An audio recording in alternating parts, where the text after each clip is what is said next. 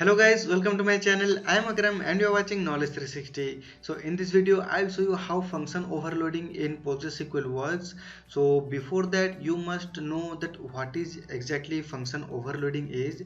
Function overloading is like object name will be same, that function name will be same, but it will differ as a parameter list. So just like in Java you must have studied that function overloading, same thing is available in PostgreSQL as well, but in other database like Oracle, these things, function overloading or stored procedure overloading, these things are not available. It will throw you error that under this name object is already there, so you need to change the object name there in Oracle. But in PostgreSQL you don't need to do that. You have the option of overloading mechanism. So let's go and check how it exactly works. So now I will create two simple function but with different parameter list. So this is the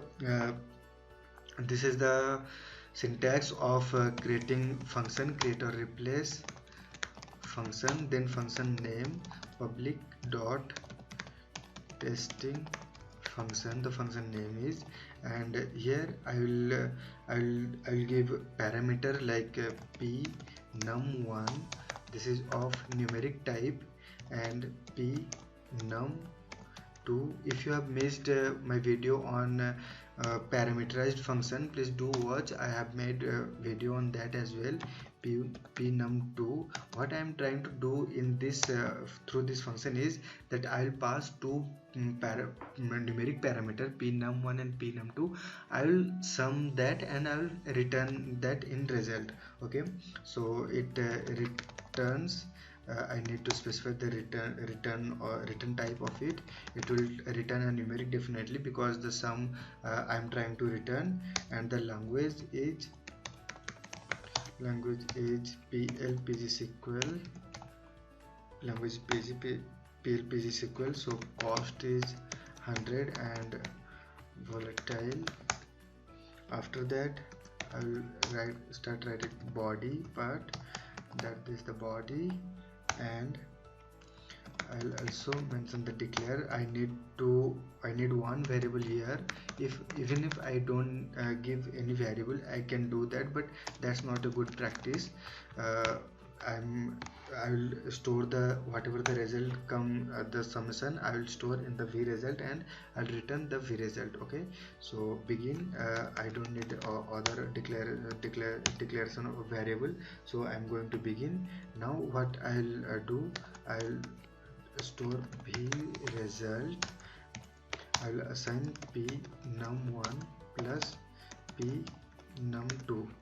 Okay, so whatever the result becomes, it will be assigned to this, and simple, let's write here returns v result. Okay, so this is return, not returns, v return v result, and then I will end these things here. As this is very simple thing, so I'm not doing exception handling in this program, but if you want to know how exception handling works, I have made video on that. Please do check from my channel playlist. And then end body. So let's create the function. So function is created like this. Now what I'll do, I'll again create another same function under this name. So let's first check the function is created or not. You can check from here. So see, there is function testing function, and it's created with parameter p num1 and p num2. These are two parameters here. Okay, so now I had copied and pasted here. Sorry, now I'm copying. I'll paste here, and simply what I'll do, I'll change the parameter p. I'll add one more parameter p num3. Sorry, p num3, and it's of numeric type. And in this as well, what I'll do, I'll simply add pnum3. Okay, so what in this function what will happen, it will take three parameters pnum1, pnum2 and pnum3, and it will do summation of them and it will assign the result to v result and it return the v result. Okay, so if you do this type of thing in Oracle PLSQL, it will throw error that under this object testing function already object exists, or it will simply replace that one, the existing one, this one it will simply replace. But in PostgreSQL we have the feature to keep both of them, as it supports the overloading of function as well as overloading of stored procedure. Okay, so now let's create it. I have already made video on stored procedure of overloading of stored procedure. So now let's create it. So it's created successfully. Okay, so now what we have two functions under same name. So this is what we call overloading. Over here overloading of function is there.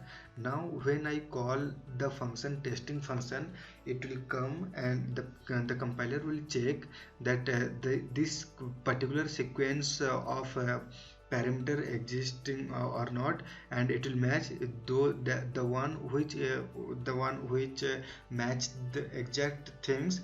It will come to that, and that particular one will be executed. Okay, so now let's execute I have executed this. Now I'll call them one by one. Okay, so first I'll call the previous one. The first one we have created public dot testing. This is how we call a stored function in PostgreSQL. Select public dot testing. I will give three parameters here, 4 and 5. Okay, so it will return, the function name is testing underscore function. So when I call this, it will check the parameter list. So here there are two parameters, 4 and 5, and both are of numeric type. So it will come here and it will check that which one match this. So definitely the first one will match and this one will be called, and it gives me result. Okay, so now let's check this, what result it's giving me. So here it should give me 9.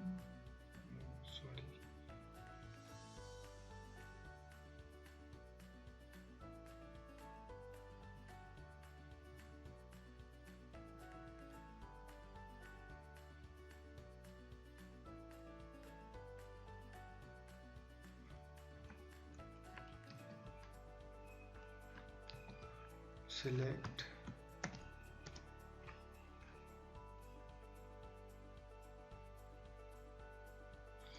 there was issue with naming, so it gives me 9, the correct result that I was expecting. So if I change this to 14, and it should give me 19. Okay, so this is how it works. Now I will call again same thing, public dot testing function with three parameters, 14, 10 and 50. Okay, so now it will go, the compiler will check that with three parameters which one is existing there. So definitely the second one will match the syntax and the parameter list. So the second one will be executed, will be called, and it will give me result like this. So the result, the summation of 14, 10 and 50 becomes 74. So this is the result. Now knowingly that what I will do, I'll give 4 parameters that how it works. It will throw me error. So let's check them first. Suppose this is 10, 20, 30 and 50. So the summation is 10 plus 20 30, and 30 plus 30 60, and 60 plus 50 is 110. It should give me 110, but the function with the function name testing function and having 4 numeric parameters in this sequence doesn't exist. So it will give me error that this doesn't exist. So let's check the error is here, like function public testing function integer and integer doesn't exist. So now what I'll do, I'll create one under this under this sequence, and I will again call the same thing and it will give me result. Okay, so simply what I'll do, I'll add here one parameter p num4, and this is of numeric type. So here what I'll do p num4. Okay, so now I'll create it. So it's created. Now let's go here and refresh, and now it will be reflected here. See, there's another function with 4 parameters and all in numeric, all of numeric type. Now I'll call that again. That had given me error, but now it won't give me error and it will give me the result 110. So let's check it. So this is the way that function overloading works in PostgreSQL. So this much for the video. I'll post more things about function and store procedure and all that things in upcoming videos. So to get the updates, please subscribe my channel and press the bell icon. And if you have already subscribed, go through the channel playlist so you can get more videos from that and more idea. So let's meet in another video with another topic. Till then, take care. Bye bye.